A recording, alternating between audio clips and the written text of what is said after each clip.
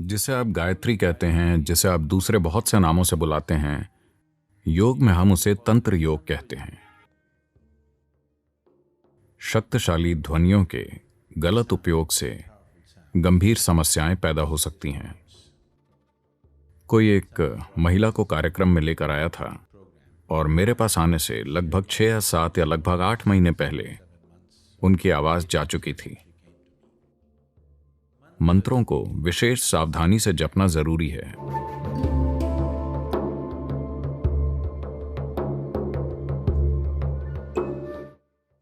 गायत्री एक शक्तिशाली प्रक्रिया है। उसकी प्रकृति बहुत अलग है। ये कोई ऐसी चीज नहीं है जो पूरी तरह व्यक्ति की भीतरी या आध्यात्मिक उन्नति या उस आयाम की ओर केंद्रित हो। इसमें विभिन्न चीजें शामिल हैं। इसलिए आमतौर पर यह हर गृहस्थ को सिखाया जाता था ताकि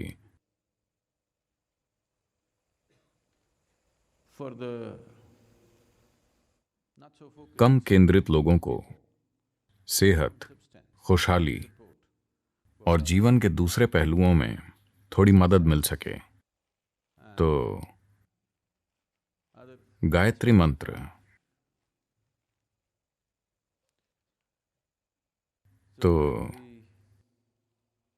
गायत्री मंत्र गंभीर आध्यात्मिक साधक के लिए जरूरी नहीं है।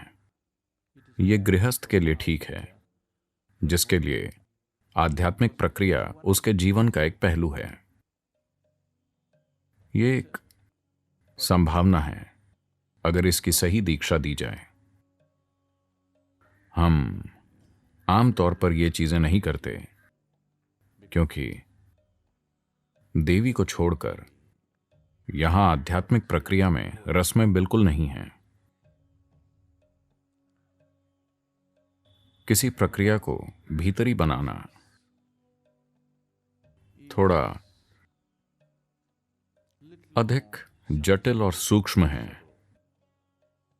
पर बाहरी प्रक्रियाओं से कहीं ज्यादा भरोसेमंद है। जब हम भीतरी आयाम रचने के लिए बाहरी प्रक्रिया का इस्तेमाल करते हैं तो यह प्रक्रिया काल और स्थान की एक सीमा में बंध जाती है। हम कुछ चीजें कर सकते हैं और कुछ चीजें नहीं कर सकते। आप 24 घंटे आध्यात्मिक रूप से ऑन नहीं रह सकते। अगर आप किसी बाहरी प्रक्रिया में शामिल हों तो इससे अच्छा पोषण मिलता है, पर उससे ज्यादा कुछ नहीं। यह एक अच्छी मदद है। मदद की बात करें तो मदद करने के कई दूसरे तरीके हैं। सबसे बढ़कर जिन्हें यहां दीक्षा मिली है उनकी मदद हम एक बिल्कुल अलग तरीके से करते हैं। उन्हें बस मदद मांगनी होती है और वो जहां कहीं भी हों वहां मदद मिल जाती है। शिक्षकों और स्वयं सेवकों वगैरह के द्वारा मदद नहीं। Energetic support is available wherever they are. ऊर्जा के रूप में मदद उपलब्ध होती है, वो जहां कहीं भी हों। इसलिए सभी को हर जगह ये मदद उपलब्ध कराने की हमारी क्षमता के कारण हमने मदद की रस्में स्थापित नहीं की। ये मंत्र उन सबसे लोकप्रिय चीजों में से एक है जिन्हें लंबे समय से देश में किया जा रहा है। लंबे समय से मतलब है खास तौर पर पिछले 4000 सालों में।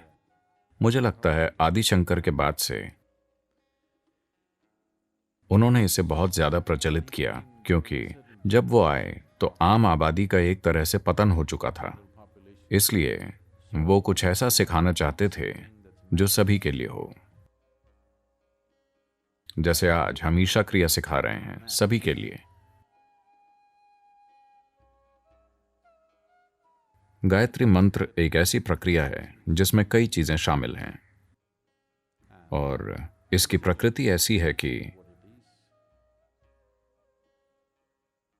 मैं ये नहीं कह रहा कि आज ये महत्वपूर्ण नहीं है, यह हमेशा महत्वपूर्ण रहेगा, पर सामाजिक और इसकी बनावट की दृष्टि से यह आधुनिक जीवन में उतना फिट नहीं, क्योंकि इसे सच्चाई बनाने के लिए कई चीजें जरूरी हैं। आज के संसार में, क्योंकि आज इस धरती की एक बहुत बड़ी आबादी एक जगह पर नहीं रहती। मैं चाहता हूं कि आप पीछे मुड़कर हमारे अतीत को देखें। 500 साल पहले ज्यादातर लोग अपने पूरे जीवन में उसी जगह उठते थे और उसी जगह सोते थे।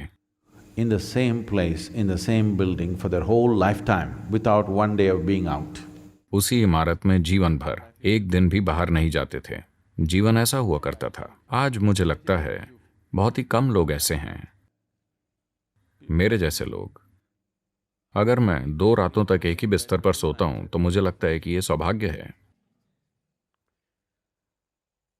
तो वो दिन जा चुके हैं। इसीलिए चीजों को करने की कुछ रस्में और कुछ तरीकों का महत्व काफी हद तक कम हो गया है। मैं ये नहीं कह रहा कि मूल साधना का महत्व खत्म हो गया है, नहीं, लेकिन सामाजिक चीजें बदल गई हैं, परिस्थितियों में बदलाव आया है, इसलिए वो प्रक्रियाएं आसानी से नहीं की जा सकती। प्रक्रिया को भीतरी बनाना सबसे अच्छा है। भीतरी प्रक्रिया कहीं भी की जा सकती है। वो इस पर आधारित नहीं है कि हम कैसी परिस्थिति में हैं, कैसे लोगों के साथ हैं, इससे कोई फर्क नहीं पड़ता। तो योग 100% भीतरी है।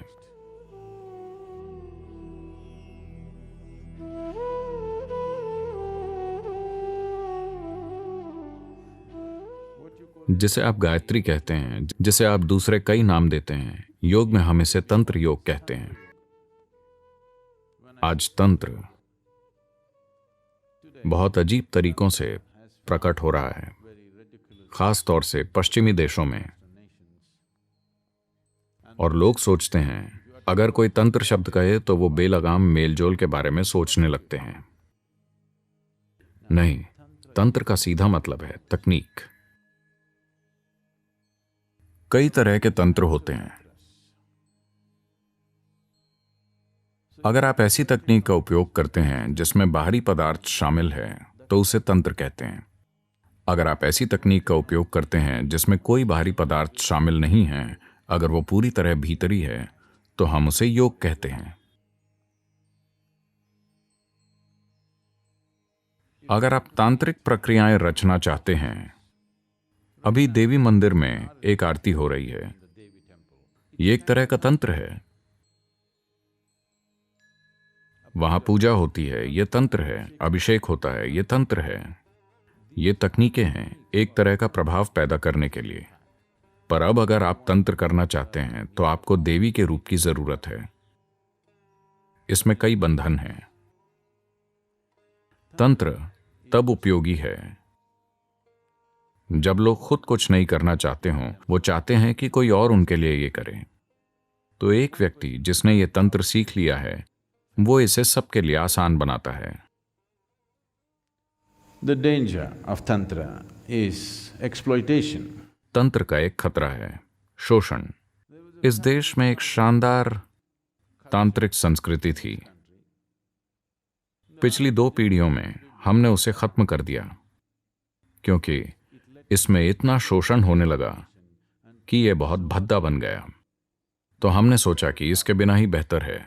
इसलिए पिछली 2 पीढ़ियों ने जीवन से रीति रिवाज हटा दिए, क्योंकि उनसे शोषण हो रहा था। तो भीतरी प्रक्रियाएं सुरक्षित हैं, इनसे शोषण नहीं हो सकता। यह आप पर आधारित हैं। Somebody can inspire you. कोई आपको प्रेरित कर सकता है, कोई आपको किसी शक्तिशाली प्रक्रिया में दीक्षित कर सकता है, बस इतना ही है। शोषण के लिए कोई जगह नहीं है। साथ ही सब कुछ त्यागने की जरूरत नहीं है। यह ऐसा ही होगा कि नहाने के पानी के साथ छोटे बच्चे को भी फेंक दिया। आपको सब कुछ छोड़ने की जरूरत नहीं है। ध्यानपूर्वक संभाला गया तंत्र ठीक है। मैं चाहता हूं कि आप अपना ये बचकाना विचार छोड़ दें, तंत्र का मतलब सेक्स है। नहीं, इसका कामुकता से कोई लेना देना नहीं है। इसमें चीजें करने के लिए बाहरी साधनों या उपायों का उपयोग किया जाता है, क्योंकि दोनों योगी और तांत्रिक वैज्ञानिकों जैसे होते हैं। वो ये देखते हैं कि कोई चीज काम कैसे करेगी। शायद वो किसी खास समाज या इतिहास के किसी खास समय के नैतिक मूल्यों में फिट ना हो। उसी कारण शायद उन्हें ये लेबल मिला, उसी वजह से उन्हें ये लेबल मिला, वरना इसका कामुकता से कोई लेना देना नहीं है। इसमें खुशहाली के लिए बाहरी सामग्री का उपयोग करना सीखा जाता है, सिर्फ आपकी खुशहाली नहीं बल्कि कई लोगों की खुशहाली। तो गायत्री मंत्र उसी आयाम से संबंधित है। इसमें कुछ गलत नहीं है, बस आज ये उतना उपयोगी नहीं है।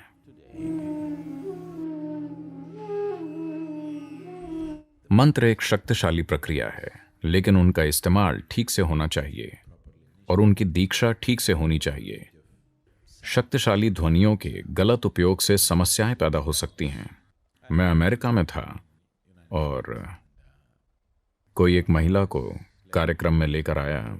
वो 7 दिन का कार्यक्रम था और मेरे पास आने से लगभग 6 या 7 या लगभग 8 महीने पहले वो अपनी आवाज खो चुकी थी। आवाज पूरी तरह जा चुकी थी। वो हर डॉक्टर, हर एक्सपर्ट को दिखा चुकी थी। वो बिल्कुल नहीं बोल सकती थी। जब वो बोलने की कोशिश करती थी तो बस हवा बाहर आती थी, न कि ध्वनि। डॉक्टर्स को उनके गले में या वोकल कॉर्ड में कुछ भी गलत नहीं दिखा, सब ठीक था, पर वो बोल नहीं पाती थी। तो जब कुछ नहीं मिला तो वो स्वाभाविक रूप से कहने लगे कि कोई पॉलिप हो सकता है, ये हो सकता है, वो हो सकता है, शायद किसी तरह की गठिया वगैरह हो, और कोई सर्जरी की सलाह देने लगा। कुछ नहीं मिला तो वो खोल कर देखना चाहते थे, इसलिए वो उन्हें मेरे पास लेकर आए। तो मैंने उनकी ओर देखा और उनसे पूछा, क्या आप कोई साधना करती हैं, कोई आध्यात्मिक प्रक्रिया, क्या आप कोई मंत्र जाप करती हैं? उसके बाद मैंने कहा, ठीक है, आप कार्यक्रम कीजिए, देखते हैं। 1, 2, 3 दिन बीत गए। वो बेचैन होने लगी क्योंकि उनकी आवाज वापस नहीं आई और मैंने उनकी वोकल कॉर्ड के बारे में एक भी शब्द नहीं कहा। तो चौथे दिन तक वो बहुत बेचैन थी। उसके बाद वो फिर आई और मैंने फिर उनसे पूछा, क्या आप कोई मंत्र करती हैं? जब मैंने उनकी ओर देखा तो मुझे लगा कि उन्होंने जरूर कुछ किया है। उन्हें देखकर मेरे लिए बहुत स्पष्ट हो गया कि उन्होंने कुछ किया है। उन्होंने कहा, नहीं। फिर मैंने पूछा, क्या आप किसी मंत्र के प्रभाव में आई थीं? क्या आप कहीं गई थी जहां शक्तिशाली मंत्र जाप हो रहा था और क्या आप उससे प्रभावित हुई थीं? उन्होंने कहा, नहीं। अंतिम दिन वो बहुत बेचैन थी। उसके बाद फिर मैं उनसे मिला और मैंने कहा, देखिए, आपने जरूर कुछ किया होगा या आप कुछ मंत्रों के प्रभाव में आई होंगी। मुझे बताइए, आपने पिछले साल क्या किया था? 1.5 साल पहले आप कहाँ कहाँ गई थीं? तब उन्होंने कहा, वो लिखती थी, वो बोल नहीं सकती। उन्होंने लिखा, मैंने गायत्री जाप किया था। ओह, मैंने कहा, आपने गायत्री कहाँ सीखा? उसने कहा, मैं भारत गई थी और मैं वहां से एक सीडी लाई थी। जब भी मैं काम पर जाती हूँ, अटलांटा का ट्रैफिक ऐसा है कि उन्हें ऑफिस पहुंचने में 2.5 घंटे लगते हैं और जब वो ट्रैफिक में फंसी होती हैं तो वो इस तरह गायत्री करती हैं। जब ट्रैफिक नहीं होता, जब वो ड्राइव करती हैं तो वो गायत्री को छोड़ देती हैं। जब उनके पास वक्त होता है तो वो बस साथ साथ दोहराती हैं। वो एक अमेरिकी हैं, आप जानते ही हैं वो किस तरह मंत्र दोहराएंगी। शायद खुद सीडी ही गलत हो, और सबसे बड़ी बात है कि वो अमेरिकी हैं। संस्कृत के शब्द वो आसानी से नहीं बोल पाएंगी। नहीं, मैं अमेरिका के बारे में टिप्पणी नहीं कर रहा। अगर आपने भारत की भाषाएं नहीं बोली हैं तो संस्कृत बोलना बहुत मुश्किल होगा।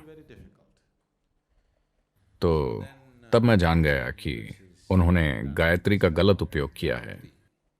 मैंने कहा, देखिए, अगर 3 महीनों के लिए आप आकर हमारे साथ भारत में रहती हैं तो हम कोशिश करेंगे, कोई गारंटी नहीं है, हम एक प्रयास करेंगे और देखेंगे। वो यहाँ आई और हमने उन्हें एक पूरी प्रक्रिया दी। 3 महीनों में उनकी आवाज लगभग 70% लौट आई। तब भी 30% आवाज नहीं थी। 30% नहीं होने का मतलब है, मैंने सबसे पहले उन्हें कहा, देखिए, बोलने की कोशिश मत कीजिए। दिन में आप ज्यादा से ज्यादा 1 घंटा बोल सकती हैं, बाकी समय मत बोलना। धीरे धीरे वो ठीक हो गईं। फिर भी अगर उनकी भावनाओं में उथल पुथल होती तो आवाज चली जाती। अगर उनमें थोड़ी भावनात्मक उत्तेजना आ जाती तो आवाज चली जाती। 1 साल में वो लगभग 90% ठीक हो गईं। पर फिर उन्हें पता चला कि अगर वो गुस्सा हो जाती तो उनकी आवाज चली जाती। मैंने कहा, ये अच्छा है, इसे इसी तरह रहने देते हैं। जब आप गुस्सा होते हैं तो कम से कम आप अपनी आवाज खो देते हैं। कम से कम आप बुरी चीजें नहीं कहेंगे। तो लगभग 3-3.5 साल के बाद वो लगभग 100% ठीक हो गईं। बस कभी कभी आवाज चली जाती थी, लेकिन वो 3-3.5 साल की साधना से लगभग 99% ठीक हो गई थीं। तो मंत्रों का जाप खास सावधानी, सही निर्देशों और मार्गदर्शन के साथ करना चाहिए।